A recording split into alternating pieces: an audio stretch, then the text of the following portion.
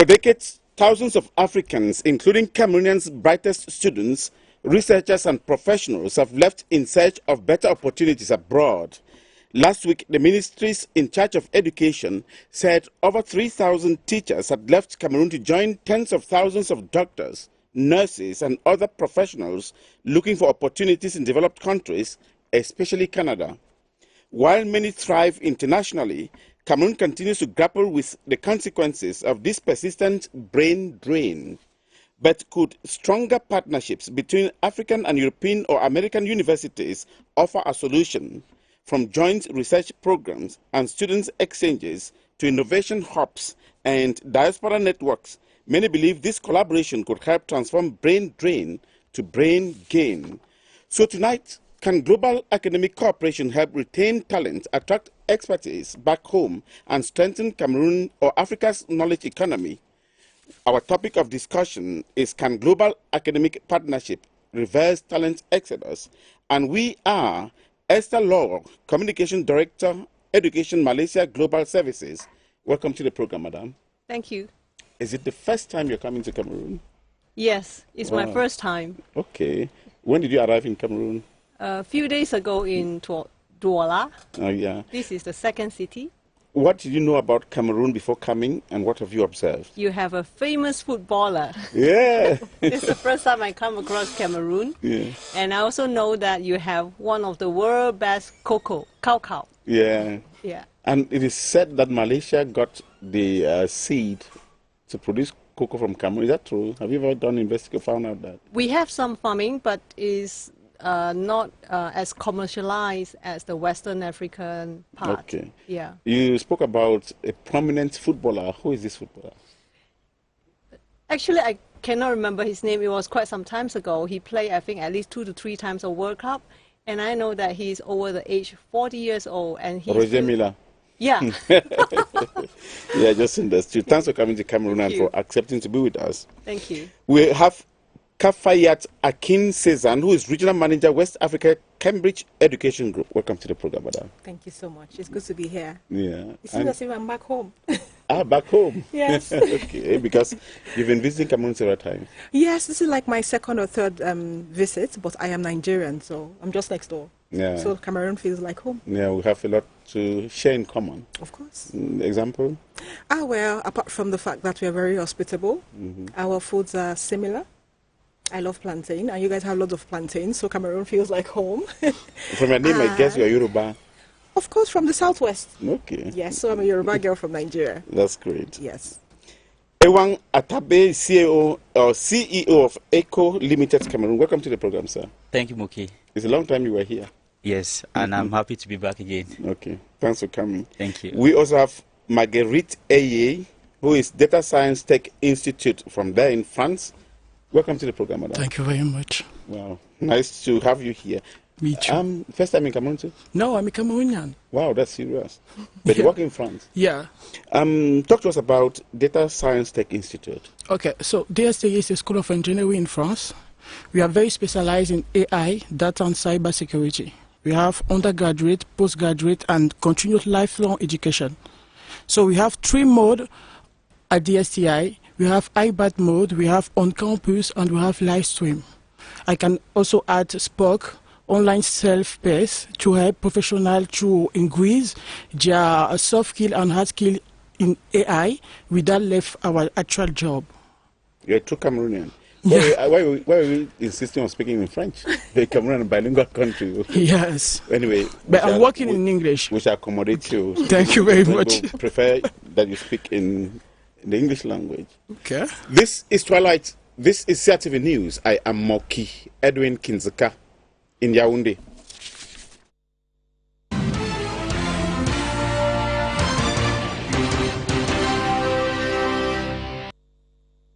Now, Kafayat Akin-Sesan, before we begin discussions, in fact, many people have been commenting ever since they saw on our social media platforms that somebody from Cambridge Education Group would be here this day. Yes. They're saying Cameroon has been suspended.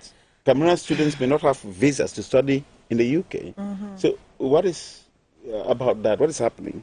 That was quite an unpleasant news we all received yesterday. I haven't been in Cameroon since Sunday, trying to, talk about various options. I personally, at On Campus, am in charge of the Pathway program, where we have multiple destinations. And one of our most popular, of course, are the UK centers. So getting that news that we have nationals from 4 different countries, especially Cameroonians, because I am here in Cameroon, so getting that news on Wednesday was pretty heartbreaking. I have met parents and students since Monday. We have spoken about their dreams, their goals, especially for September this year. So just waiting for IBs and A-levels. So now, based on the statistics, I can't speak for the Home Office. I can't speak for UKVI. But based on statistics that were actually shared online and also available on the UK Governor page, we actually saw that it's based on the fact that based on their data and based on research analysis, they looked at numbers of those who actually nationalities that came into the UK on their student visa, and looking at the ratio of those who have then switched from student visa requesting for asylum. And they have earmarked 4 countries: Cameroon, Afghanistan, Myanmar, and Sudan, as the 4 countries that they would basically put a freeze on issuing visas starting from March. And it's not pleasant news, of course. It's very unsettling. Now, is it that Cameroonians went there to study and they decide to declare that they're asylum seekers, and they discovered that it's not really, they're not really asylum seekers? What happened? I think that's why we, as an organization, we always take it as one of our major mode of operation to work with qualified agents. Because, when you're recruiting students, you have the quality students. You also have those who are not actually intending to go and study. And we always tell students, let your intention be pure, because the deeds of a few can actually smear the image of the populace, especially a particular country. So yes, there will be a few, maybe some few 10s, 20s, who got in on student visas and then decided they don't want to study anymore. Now they're taking asylum, which is wrong. Because you came to the UK on the understanding you have finances and you want to come and study. So you come in there within months and then requesting for asylum. That means you have misrepresented yourself from back home. So that is the issue now. But the problem now is even the Chinese students are going to suffer for it. And that's serious. Yes. We hope they find a solution to this. And we pray so. Now, they have other alternatives, like in Malaysia. Esther is Communication Director, Education Malaysia Global Services. Please, before getting into discussion, talk to us about studying in Malaysia. Are there many Cameroonians, African students? I mean, just talk about studying in Malaysia. Yes, we have. And Malaysia is a tropical country, Southeast Asia. Malaysia is a host for more than 150,000 students from around the world, from 160 countries. So from the sub-Saharan continent, we have around 5,000 of students and talents from the Africa continents. So we welcome all the talents to study in Malaysia. And beyond that, I think we also try to strengthen our leaders in our country, also try to strengthen South-South collaborations. How easy or how difficult is it to study in Malaysia? Malaysia is a multicultural, multi-society country. It's Commonwealth country, so British education systems, I would say for the Anglophone, I think is pretty friendly. Yeah. Okay. The costs, that's what is prohibitive at times, is the cost of studying in Malaysia. For the cost, I have friends here from different countries, so the cost is just a fraction of UK and the developed countries. For example, you can get as low as about 10,000–20,000 for a Bachelor of Science. Humanities. $25,000? US dollars, yes. Yeah. So on average, in terms of bachelor degree, it's about 3.5 years to 4 years. And then Malaysia is, I would say that is a very affordable quality educations. We have more than 300 higher education institutions, and we have 5 universities which is world ranking of top 200. For example, University Malaya, it ranked world 58 QS ranking 2026. We have University Kebangsaan Malaysia, University Putra Malaysia, and University Science Malaysia, and these are all our top research university. Okay, thank you. Let's hear from you, Ewang, Atabe. AECO, AECO, what is it all about? AECO is an education, investment, advisory, and transnational consultancy firm. Before transitioning into this phase, we have largely been involved in assisting students access global education. That's all you do? I mean, explain further. Let the student be able to know that yes, they want to study here. Yes, we have been assisting students for the last 9.5 years of existence to study in top universities across the globe, providing them counseling through our network of universities that we work with across the globe. I mean, all of these persons seated on the panel are part of our network of universities that we work with across the globe, or institutions. So we have been assisting students from Cameroon. Last year, we extended our operations into Nigeria. And at the back of last year, we realized that most persons are complaining about talent going out and nothing happening. And we took upon ourselves to take up a different step towards not just giving students the opportunity to move out for those who want to access world-class education, but trying to see how we can get this world-class education in-country. That's through transnational education, and that's what we are currently championing now, trying to see how to build collaborations between foreign universities and local universities in Cameroon to see how they can collaborate on programs, especially fields, innovative and new areas of studies which we are not yet able to study, so that Cameroonians can also be able to compete with talents from different parts of the world in terms of jobs and things like that, because the job market now is a global marketplace. So basically, I have a lot of young persons from places like Boya who study IT from the University of Boya, who are working for tech companies in the US and things like that. So we realize that if our students are not able to access world-class education, it becomes very difficult and challenging for them to compete with talents for these top jobs across the globe. And we think that can be achieved through TNE, if we're able to build collaboration, so that every student does not necessarily need to go out. If you want to study in Manchester University, if you want to obtain a British degree, a Malaysian degree, you don't necessarily need to travel to that country to study. But we can have that degree be able to offered for you here in Cameroon. And I think when we spoke with Esther, for example, from EMGS Malaysia, we realized that a country like Malaysia, I mean, they are able to tell you that they have a university now which is among the top 60 universities in the world ranking. We are very far from that within the African continent. And we realized that Malaysia itself was able to evolve its educational system through TNEs. They built a lot of collaborations with UK universities, pushed UK universities to set up campuses in Malaysia, thereby ensuring that their quality of education has been able to enhance and grow within that period. And we think it's a good path for Cameroon and Africa to take as well. Okay, our topic of discussion is, can global academic partnership reverse talent exodus? Let's talk about the scale of brain drain. How serious is it in Cameroon? Is it in Africa? And which sectors are most affected? I'm still beginning with you. Yes, Ewang. I think if you do a census now in Cameroon and you talk to students, every student wants to go out to study. And I think the reason is very simple. Education is an investment. And if people are not satisfied with the quality of education they're receiving in terms of it being able to give them access to global opportunities, the tendency is that they will want to go out there to invest their money in institutions that will offer them the quality that will enable them be able to have a return of investment. And that has actually pushed a lot of our best talent to actually be able to go out there. And what happens is a good number of them, on the onset, they go out there with the desire to come back. But once they have studied, companies out there see them, bright minds. They don't want to let them go because every employer is looking for the smartest brain. And Cameroonians are very intelligent. Africans are very intelligent. They go out there, they top the classes, and they are able to be recruited by companies. And this has been contributing a lot.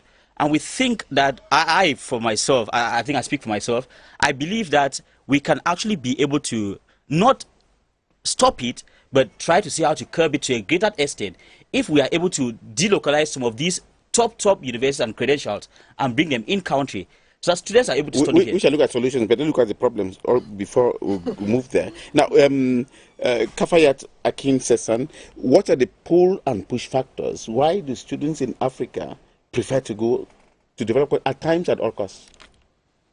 I would say there are different factors. For instance, at Cambridge Education Group, we have multiple programs we offer. The program I personally recruit for are the university pathways, right? And we have 4 study destinations for that, which is the UK, we have Amsterdam, in the Netherlands, we have France, and of course, we have Ireland. Now, it depends on students. It's a global village. All thanks to social media, we all have the world on our palms. So a 20-year-old, a high school student here can actually see what he or a counterpart in Asia, in UK can achieve. So the test is there. It's beyond what most local universities can provide anymore. They want education that would open them to the world. They want to be global citizens. They want to be employable anywhere they go to. So this is the number one reason why parents, not just students, parents also are looking at pushing international education for their children. And everybody wants a better future. So if you think you're not able to achieve that future with the current facilities or education you have back home, there is no harm in trying to look for more. So we have different factors, of course. Budgets might be one of the budgets parents are looking at. We could also look at language of instruction. We can also look at mode of learning. Margueritte spoke about, we have the online learning, you have the full-time where you have to be physically present. Ewang was talking about the TNE where you don't even have to leave your country, but you can get world-class education from here, right here. So we have so many push factors why people want to go out, but the major underlying reason is they all want a better future for themselves. Margueritte, why do African students want to go there at all costs, even when they have possibilities of studying here? Okay, the first way is local employability. Okay, because when they will finish to study here and they don't have jobs, they will go outside because they need a better future life. Okay, so in France, because I'm living there, in France, students have opportunities to work, even if it's a job a children, like student job. Okay, it's possible to gain money and learn at the same time. But here in Cameroon is very difficult, and we need to say the truth. Like in France, a student can do an internship and he will receive a money at the end of the month. But here in Cameroon, no. You will never get money when you are doing internship here in Cameroon. So when parents say that they are paying money for schools and then the child stay at home over 5 years, they will decide to send the child outside. That's the truth. Je vois que vous voulez parler aussi en français. If you want. Go on. If you want. Mais la réalité, comme je l'ai dit en premier, c'est l'employabilité locale.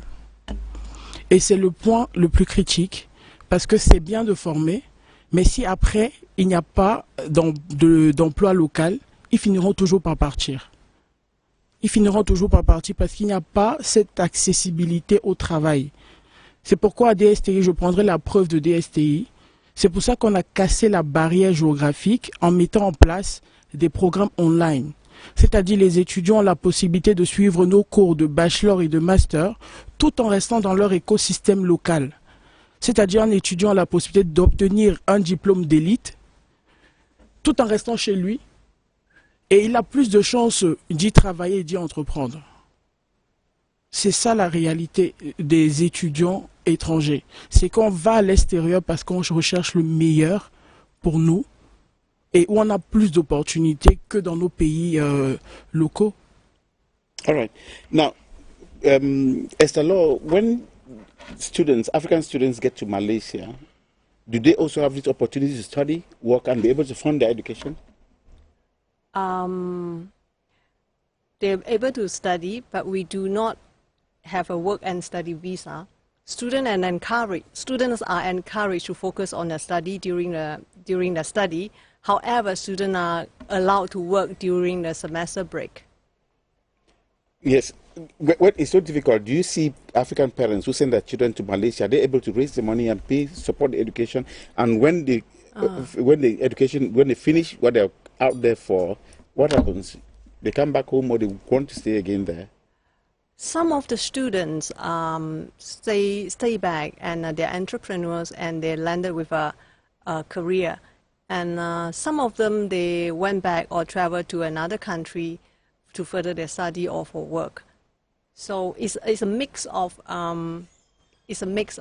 destination where they go to after they graduate. I'm asking because the belief out here for many students is that the roads in those developed countries are paved with gold. I mean to say you could make money, and then help their families back home.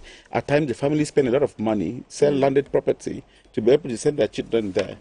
Do they concentrate actually when they come, or you know, they are a little bit distracted because of the difficult environment? To be honest, it is, we encourage students to study and go back to contribute to their home countries. That's why that at the moment, we do not have the policy for students to study and work at the same time for Malaysia. Okay. Ewang, Atabe, we have spoken about the infrastructure, that's what he said, is lacking in African countries, the difficult study conditions, poor salaries, funding shortfalls, and so on. Besides this, what are the other factors that will make students to want to go out at all costs? Yeah, I think my fellow panelists have touched on most of those points. It's basically the search for either better economic outcomes, quality education. At times, like I talked about emerging fields, which often are not. For example, Margueritte talked about AI, data science. For example, we don't have those in most of our state universities or universities in Cameroon at the moment. Even if you want to offer them, do we have qualified persons who are able to provide you a kind of skills transfer that's required? So as such, you realize that some students have to by all means go out because they cannot have what they want to study within the local context. So by all means, they are forced to move out there to actually be able to get what they want to study. So what are the consequences for developing countries and for developed countries when students want to go out there? What will be the consequences, especially for Africa, for Cameroon? Brain drain. I think it's we can't overemphasize on it. It's very simple. It's often said that if you want to see the level at which a country is able to move, you need to look at how its talent is developing, how its education is structured, and things like that. So if we have the young minds, the intellectual ones, who are supposed to be able to push the nation forward, decide to move out there, what happens is that the country will not be able to move or emerge as fast as it would want to, because the people who have the capacity to be able to drive the country forward are moving to other countries, and then they are not producing here, they are producing and trying to see how to grow other nations. Yes. Kafayat, what are the consequences for Nigeria and the rest of Africa when young ones decide to, you know, I mean, when there's this brain drain, the best are taken to universities out of here, because the universities don't only take any person, they go out for the best. Of course. I would say, Ewang has mentioned, I would say maybe what some people consider the negative part, but we also have the positive. When students go out there and they get educated, they become more qualified, more experienced. Their global outlook is beyond what they can see if they never left their home countries, which means they can actually think of new solutions, more ways to actually solve not just African problems, but global problems. And even for those who do not come back home immediately, but they get jobs out there, they send back home. We call it diaspora cash, right? They send back home to parents, to families, to all those who have contributed in one way or the other to their studies. So apart from, yes, we have the brain drain, but this is something we encourage. Even though the countries we represent, UK, France, Amsterdam, Ireland, they offer different kinds of post-study visas, allowing students to either stay back for further studies or even, you know, get a job. But they also encourage you to take back that knowledge to your home country to grow. Because we need to grow our home base, we need to grow Africa. Because then we'll be able to transfer this knowledge, not just to this generation, but generation yet unborn, to build a stronger continent across board. Margueritte, you're a Cameroonian and you work in France. Yeah. You, like me, you know that to train a medical doctor in Cameroon, the government sacrifices a lot. When you go to queues here, the fees is barely 50,000 francs, say for $100, a little bit more than that in a year. But when these doctors are trained, when the teachers are trained, when government invests very much to train them, they abandon and go out there. Is it a good trend? What can be done to reverse this? Nous savons tous qu'ils ne partent pas pour rien. Ils partent parce que ils n'ont pas... Après la formation, je suis d'accord avec vous que l'État met les moyens pour former, que ce soit des médecins ou des personnes du service public. Sauf que s'ils ne sont pas valorisés, ils chercheront toujours à aller se faire valoriser ailleurs.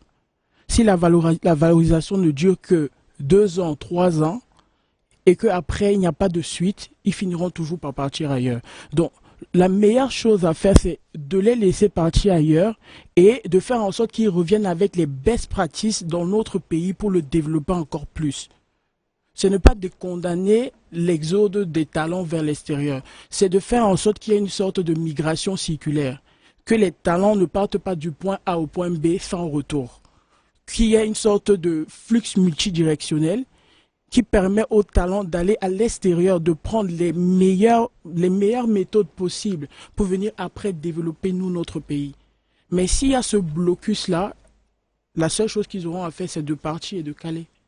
Now, I want any of you to answer this. I'm not a good football commentator, but I know that in football, when a player is signed out there, they don't forget the team he was playing back in his home country. Don't you think that developed countries should be able to compensate developing countries for using talents trained in Africa to develop their countries further at the expense of developing countries? Je pense que oui. Si on prend le cas des joueurs de football, comme vous l'avez fait tout à l'heure, qui signent dans des clubs à l'extérieur, après jouent dans l'équipe nationale, c'est parce qu'on les a ménagés. À l'époque, il n'y a personne qui voulait venir jouer au Cameroun parce qu'ils n'étaient pas valorisés. Ils avaient juste envie de rester dans les clubs en Europe parce qu'ils étaient plus payés, je parlerai des mots terme à terme, ils étaient payés comme ils le méritent. Aujourd'hui, il y a une nouvelle fonctionnalité, il y a une nouvelle gamme, il y a une nouvelle ère de football. Ils reviennent parce qu'ils savent qu'ils vont être valorisés à la hauteur de leurs efforts. Il faut faire la même chose pour les enseignants, pour les médecins. Il faut faire la même chose pour les enseignants, pour les étudiants. Il a repris tout ce que j'ai dit tout à l'heure par rapport à l'IA et l'intelligence artificielle, la cybersécurité et la data. Ce sont des domaines aujourd'hui qui sont en expansion. Ce sont des domaines que même dans 10 ans, quelqu'un qui se forme aujourd'hui aura toujours de la place dans le marché de l'emploi. Parce que le monde ne fait que se développer. On entend partout intelligence artificielle, remplacement de travail. L'humain sera remplacé par l'intelligence artificielle. Mais qu'est-ce que fait dans nos pays locaux pour former, nous, les talents qui voulons apprendre à faire l'intelligence artificielle pour qu'on ne soit pas derrière? Marguerite, where did you train? Did you go to school here in Cameroon? Yeah. J'ai eu un master 2 en banque et ingénierie financière au Cameroun avant d'aller en France, faire un master en business consulting. Paris, UC, Institut universitaire de la Côte. Vous avez payé combien là-bas? Beaucoup d'argent. Maintenant, you have gone to France and you are helping develop France more, I presume, more than your own country, Cameroon. No. And you are trained here in Cameroon. That's why I'm asking, shouldn't the school that is making use of your services in France remember that you are trained somewhere in Cameroon and make sure that they have some compensation given to the school that trained you? Non, je suis le mauvais exemple parce qu'aujourd'hui, je suis au Cameroun pour apporter mes best practices à mes frères camerounais. Donc, je suis le mauvais exemple à prendre puisque je suis venu leur dire, vous n'avez plus besoin de quitter le Cameroun pour aller en France pour étudier. Vous pensez qu'ils vont écouter? Mais when you come back, you look very much healthy, you look very much wealthier, and you tell them to stay back in your country. Do you think that these people will accept what you're talking about, Marguerite? Pourquoi pas? Okay, you came to discuss with them, to talk to them. Yeah. I would love you now to watch them. They're looking at you there. Okay. Tell them the message you brought for them. Ok, moi le message que j'ai apporté à mes frères camerounais, c'est qu'on n'a plus besoin de se déplacer pour aller à l'étranger pour avoir toutes les compétences requises.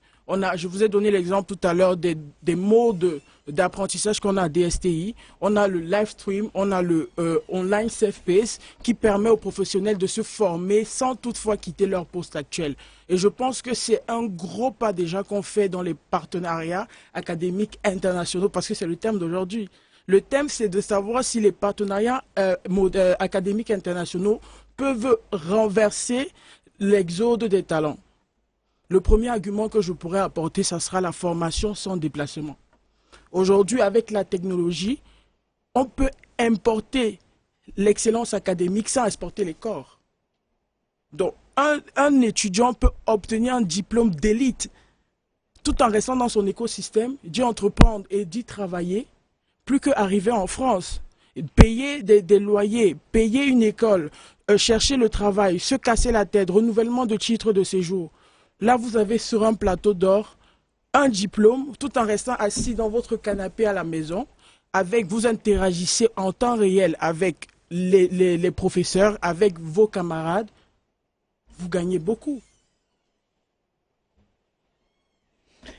Kafayat, Akin-Sesan, you also came to talk to your own, to the youths, to those who want to pursue education here. Although some of them are complaining that you're talking about a university, the UK, where they will not be able to go again. Now, what message did you bring for them? You have time up to 3 minutes to talk to them the way you want to. Okay, I have, beyond just the UK, even though the UK, we know the announcement, but I have 3 other locations you can consider. You have options with us at On Campus, at Ireland. Ireland is just next door to the UK, they share the same border. So you can also look at Ireland, it's English speaking.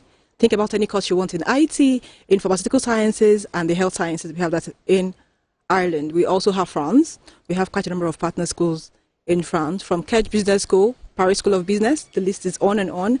We also have Netherlands in Amsterdam, where we have a range of courses, and we accept all kind of qualifications, your O-levels, your A-levels, your IBs, and 2 major intakes every year, September and January. So yes, we have other options apart from the UK. Esther, you also came to discuss with Cameroonians. What did you bring as message for them? They're all ears. Right. I believe that our friends in Cameroon deserve a quality education. And Malaysia is one of the good alternative or affordable quality educations. Apart from that, I think Malaysia can be a partner with Cameroon and all the African countries for capacity development. I think that is one of the crucial things for a lot of countries in the sub-Saharan Africa needs. And I think the transnational higher education could be one of the strategic tools to help the Cameroonians higher educations for capacity building, talent development, and to retain some of the good brains in the countries. So this is one of the paths that the Malaysian government has chosen, which is more than 30 years for capacity building and to help Malaysia to transit to the knowledge economy up to date. You're talking about transnational education. Can Yes. you define this concept for people to be able to understand what it's all about? Well, there are a few definitions. So basically, the transnational education or transnational higher educations is for countries that to deliver, or for a university or for a program provider to deliver the program outside the home country. For example, UK is one of the most active T&E provider in Malaysia. So, well, that is, we used to have that, the traditional ways we used to have from the global north flowing to the global south in terms of higher education. So in many Asian countries, Malaysia is one of the most developed in terms of T&E, that we have experienced that. And also we have some case in the future we can share, which is an example of successful South-South collaborations. Yes. Can you also throw more light on this transnational education? Yes, I think Africa needs this largely because we've focused a lot talking about the brain drain that happens when students go out there to study. But we're not looking at the capital that's exported. Tuition fee in the UK, for example, it's over, if at the least you find an average university in the UK is like £15,000. That's a lot of money. Now, that's how much Cameroonians who are studying in the UK are sending out there in terms of capital flight that's going out there. Whereas if we're able to cause this university to delocalize and offer these certificates, these degrees, this quality education in country here, the first thing that happens is that the cost is broken down drastically. So instead of students paying £15,000 in the UK, about 15 million, about 15 million francs CFA to study in these universities, students are able to pay maybe few millions francs here in Cameroon, but this money still stays back, majority of it stays back in Cameroon because these programs are run in Cameroon, the teachers are from Cameroon and things like that. And yet, they are still able to access the same certificate, the same standard and quality of education which they would have had in the UK or in other countries. That's what Malaysia used, and I think it's something which Africa needs to look into and see how we can capture that. Not only will we be saving a lot of money and retaining capital within the country, we'll also be retaining brains and try to see how to ensure that we are able to develop our talent to be able to compete with global talent. It will be an uphill task to convince Cameroonians, Africans, to do what you are saying, because it is clear. I asked Kafayat Akin-Sesan this question sometime ago, a few minutes ago. When you look at these students who study in developed countries, go to a town like Boya, that is bushfallers who are building that city, and you tell a student who is there, stay back in your country and study, because you can have the same study conditions, they don't have the same job conditions. Yes. And they see what those who are out there able to invest. What language are you going to use to convince them? So I think the first of all started by saying that the job market itself has changed. I know a lot of students who have graduated from University of Boya who are earning up to $100,000 a year working from Cameroon. They are able to work from Cameroon because there's about 60 million francs a year. Yes. because they are working for US companies, but in Cameroon. Now, that's what we are trying to unlock. If you are able to, the way employers are looking at now, the employers are looking for talent. Your ability to be able to provide them what they need. Employers are not very much keen on you're coming from this place or that, as long as you are able to prove to them that you are able to do this. Now, one of the key things that you need to open you that first door that an employer will give you the opportunity to look at you is where you study. What kind of certificate do you have? You take a student who has a certificate from Manchester University and a student who has a certificate from, let's say, University of Boya. If you are an employer, the first thing is you want to talk to the student from Manchester University first before looking at the student from University of Boya. So that already gives the student from Manchester a certificate from Manchester University an edge over the person who studied from University of Boya. Don't discourage our own universities. No, we are not discouraging our universities. We are actually talking. If you are talking about tropical medicine, for instance, I'm sure you're going to take University of Boya. So yeah. That's exactly what we are trying to bring. And I think I can convince a lot of Cameroonians. Like I said, I started my career in this industry sending out Cameroonians. I've gone out there, and I think what actually struck me was last year when I attended the WACAF, the UK West and Central African Summit, when the UK was like, we have moved beyond giving support to countries to move building partnerships. And I asked myself, we are building partnerships in energy, in this and that. Do we have the talent in Cameroon that has the capacity to run this kind of operations? What eventually happens is that we have to export talent to run these things. So if we have to be able to move to that level, then we need to upgrade our quality of education. And one of the ways we can do it is, let's copy what's working and use it to beef up what we need to be able to compete with these other nations.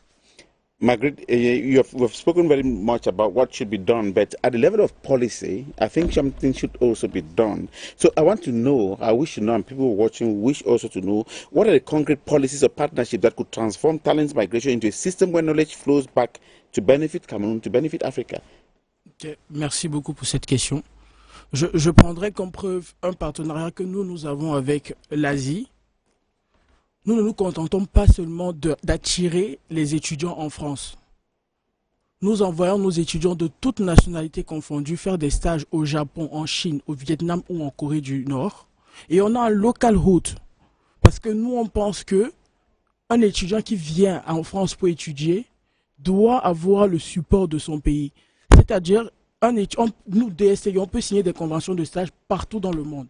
Donc, un étudiant nigérian, indien ou camerounais qui exerce, qui fait une formation chez nous, a la possibilité de rentrer dans son pays pour les 6 mois de stage, c'est-à-dire injecter directement la haute technologie dans l'économie locale.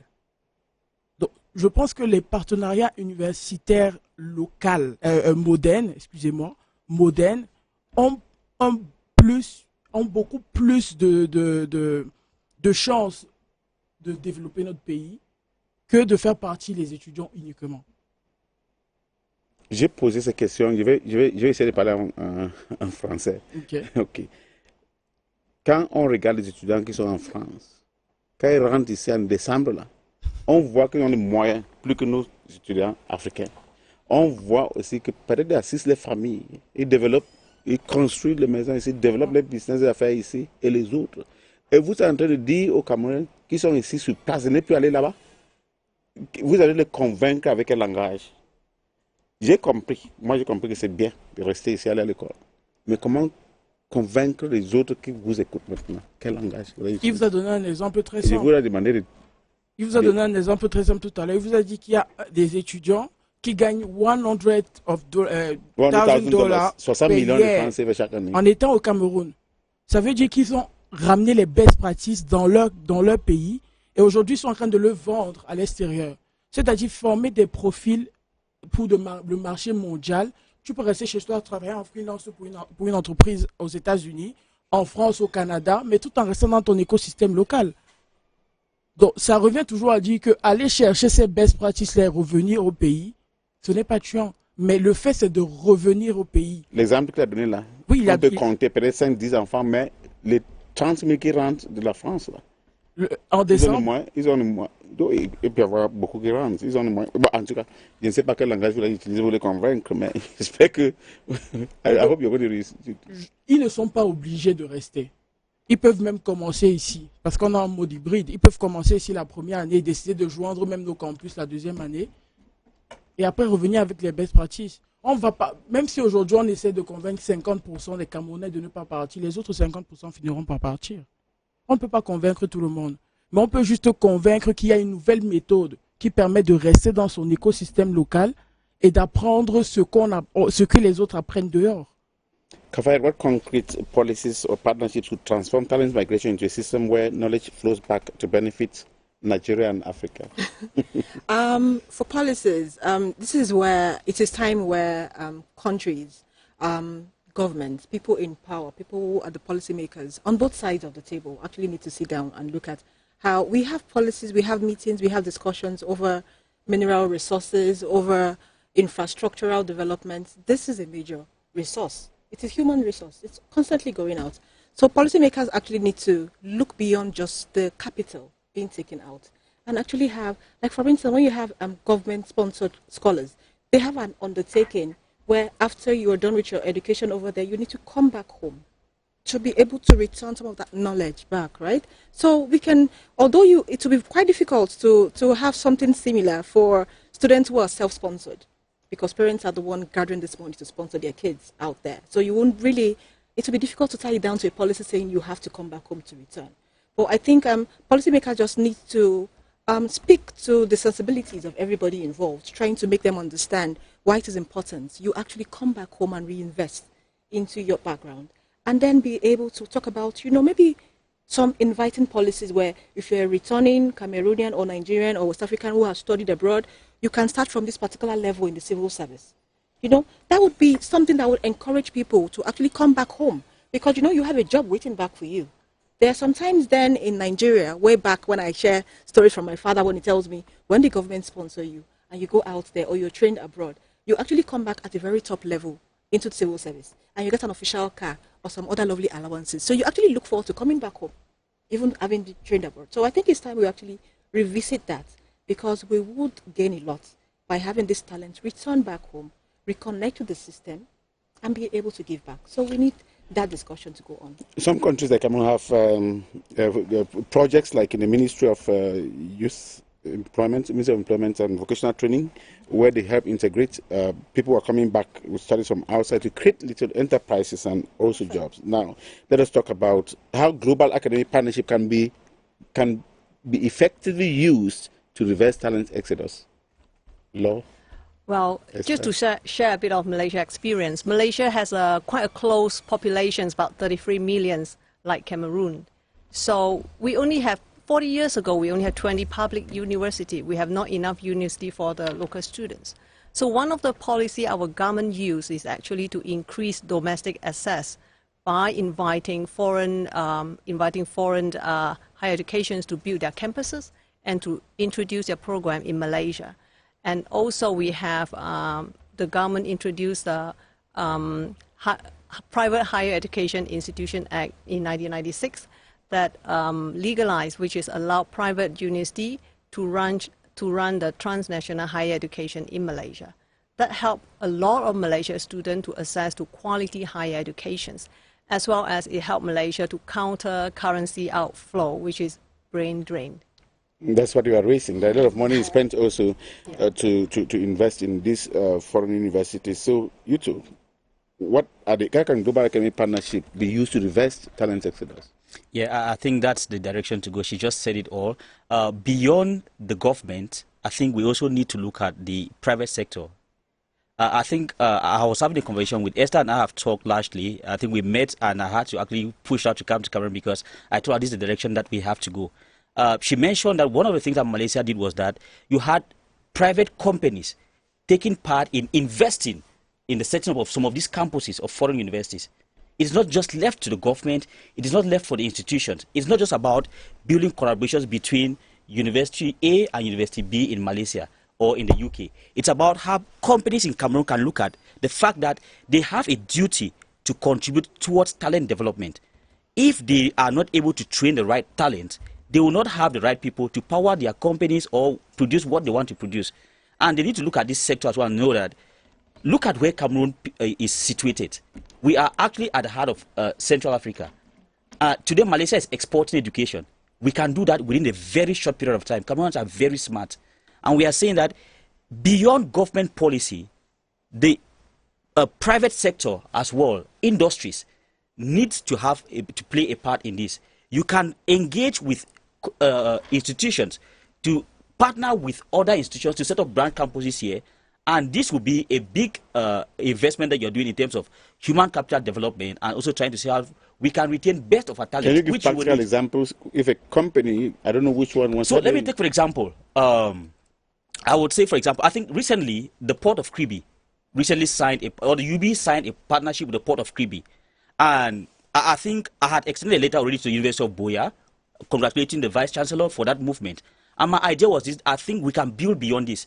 My suggestion was, how can we move to creating an apprenticeship model of education where the Port of Kribi becomes a training hub for talent to ensure that most of our education, which is practical, most largely theoreticalized, can become much more practical by employers or future employers taking part in the training of their future employees.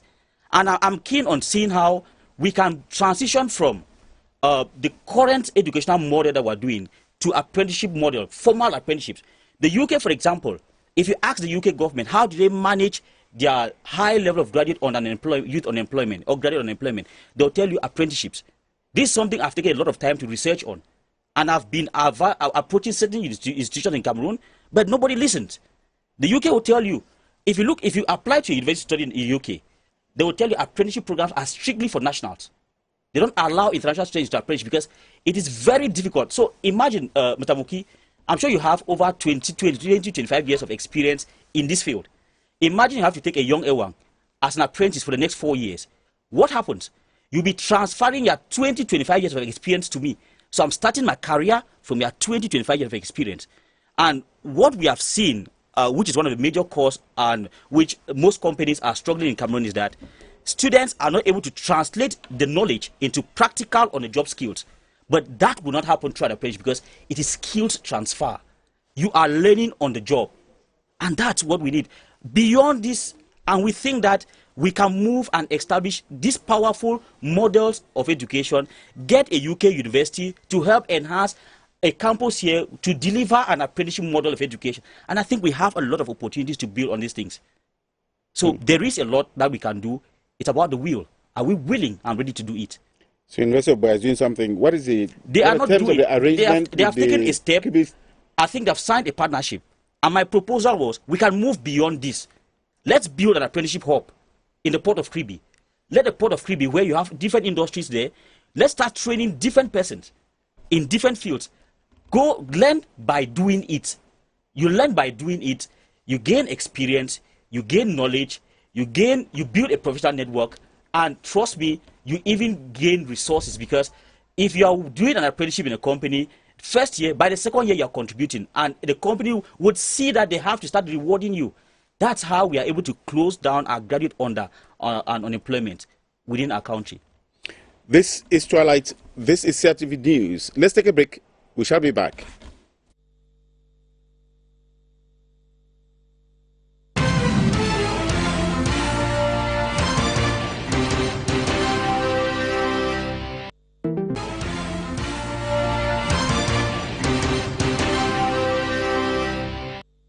You're welcome back. Before we took the break, we said we'll conclude by talking about what people should take home as the main message from this program. But Ewang, Atabe, you're here also for the Commonwealth Transnational Education Forum that's going to be tomorrow. What is this forum all about? Yes, I think first of all, this is the Commonwealth Week. And in the work that I've been doing within this late last year and this year, I think the British High Commission has taken a lot of interest in what I've been doing, and I think they have been keen on what I've been the aspect of transnational education. So I think I approached them early this year, and I told them I want to do something special during this Commonwealth Week, and in line with what they have been preaching on building partnerships. I said we have been focusing on other sectors, but the most important sector, which is education, is not involved. And I think we need to do something. And I proposed the first ever Commonwealth Transnational Education Forum, which is a high-level event, B2B event, where we're bringing together all stakeholders within the education industry from within Commonwealth member states for us to come together and discuss how we can build collaborations, discuss possible investment opportunities within transnational education. So tomorrow we're going to have possibly all the High Commission Head of Missions present in Cameroon there at Jega Palace. We've sent letters to all education ministries in Cameroon. We've sent letters to all state universities in Cameroon. We've sent letters to more than 70% of the higher education institutions in Cameroon for us to come. And of course, with the foreign delegates as well who are coming in from these different Commonwealth countries, let's discuss and try to see how we can work together to improve our quality of education and see how we can actually be able to grow. So it's a very practical forum. We have very high-level panel discussions where we're discussing policy, investing, market access, and models that we can use to actually be able to pivot transnational education within the African context. And then we're also going to have country-focused sessions where the head of missions themselves within Cameroon are going to mount the stage to discuss what opportunities, what is the position that their countries are taking towards transnational education.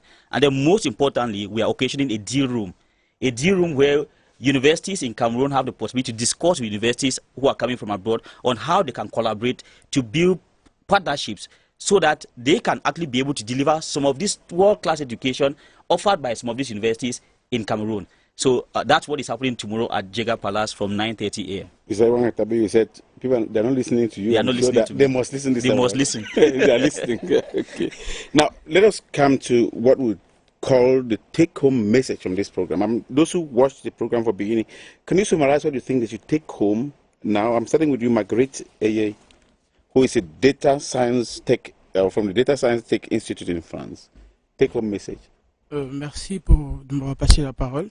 Le message que j'apporte à mes frères camerounais, c'est l'exode demande de l'argent. Tous les parents n'ont pas la possibilité d'envoyer les enfants à l'étranger pour étudier. Et aujourd'hui, nous, DSTI, on casse cette barrière géographique en mettant des cours en ligne, mais de manière directe, pour que les étudiants aient les mêmes capacités, les mêmes compétences que ceux qui sont allés à l'étranger. Ceux qui veulent venir en France ou qui veulent étudier, par exemple, lié à la cybersécurité et la data, nous, on a des bourses. On a des bourses. Via même AECO, on vient de mettre encore en place un nouveau système de bourse qui va jusqu'à 50% pour les étudiants qui sont éligibles à nos programmes. Parce qu'on sait que pour les parents, c'est difficile. Parce qu'après les pensions ou après les frais de scolarité, il y a la vie en France. Et c'est ce que beaucoup ignorent. Il y a la vie en France, il y a le quotidien.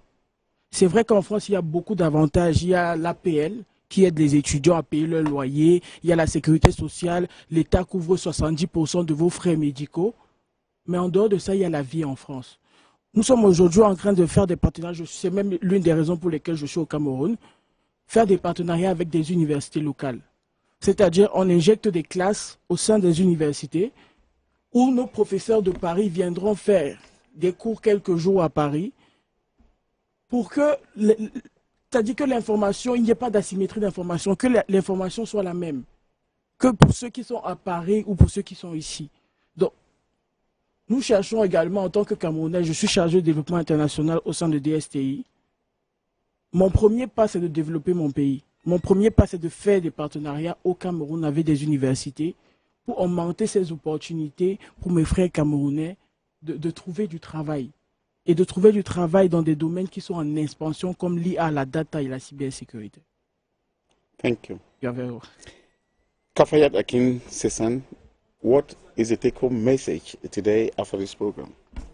So for everybody watching, whether you're Cameroonian or whatever nationality you are, take home should be you want to develop yourself. You're striving for a better future. You are not limited to just one particular country. There are so many other countries out there apart from the UK. There are multiple options in Ireland. You have Amsterdam, you have France, And we have, for those who cannot afford to actually study outside the country, maybe for budget or funds, we have the transnational system. We have some partner schools across these 4 countries who are looking at setting up local centers here to make it more affordable. Because sometimes you even have the concern of some kids are pretty young. They finish at 14, they finish at 15. Some universities cannot accept them because they're still young, so they can study back home. So there is something for everyone. So if you think you're of the right age, you can afford it. There are multiple options with on-campus apart from just the UK.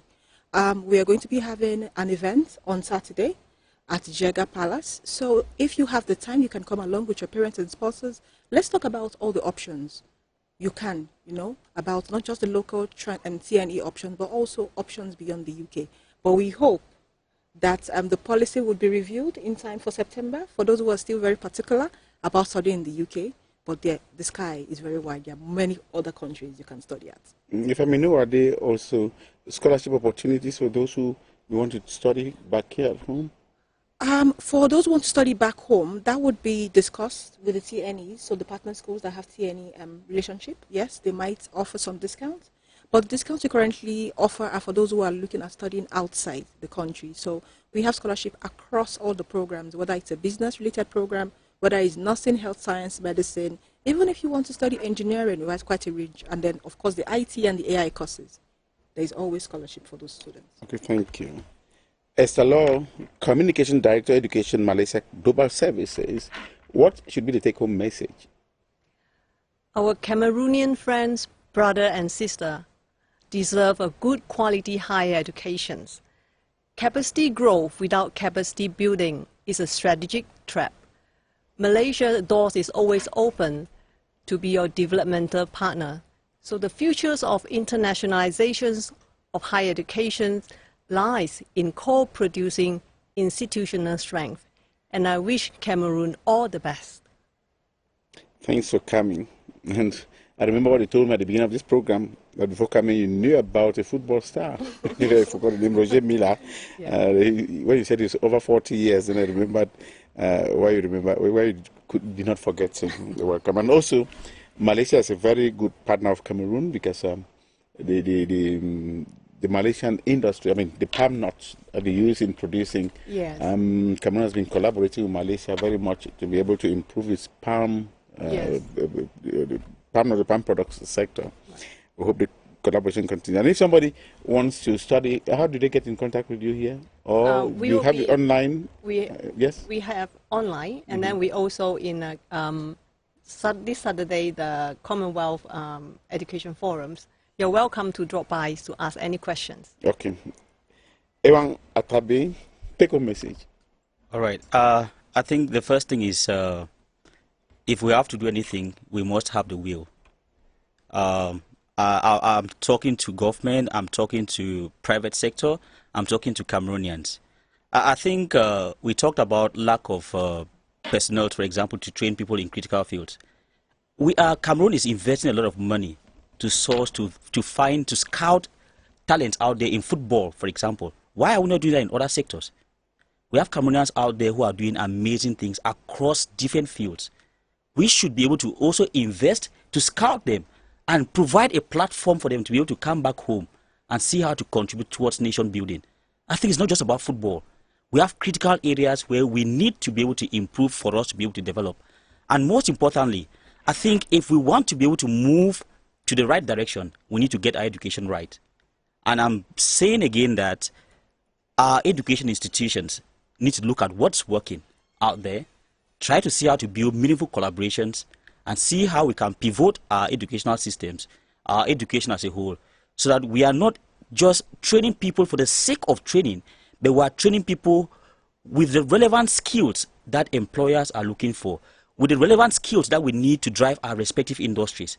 If it means us tweaking our educational systems, we should. We should be open. Let's go out there, look at what's working, build collaborations within education, and if we have our education right, we'll get a lot of other things right. Thank you, Moki. You raised an issue about companies being to work in collaboration with, I think it's a good point to elaborate on again. Yes. I mean, if the brewery companies had to go to the universities like the NSI, IUT University on Boundary to meet them and the students do internship in those brewery companies, it will be... Moki, I have crazy ideas about different models of apprenticeship education. There is a model where basically I'm trying to even pivot in Cameroon at the moment on my own, where I'm looking at getting a company, for example, a tech company, right? Forcing them to be able to register and be a training institution for them to train people in IT only, which is their specialty. So we no longer have Cameroonians who are leaving school with every theory but cannot translate it into practical skills. That's one. Why don't we even run apprenticeship programs in our state universities? There is one which I'm currently working on, us being able to set up business clinics in our state universities. Our economy, the informal economy in Cameroon actually constitutes more than 98% of our economy, which means if our economy has to work, the informal economy has to work. Now you ask yourself, why is the informal economy in Cameroon not able to work?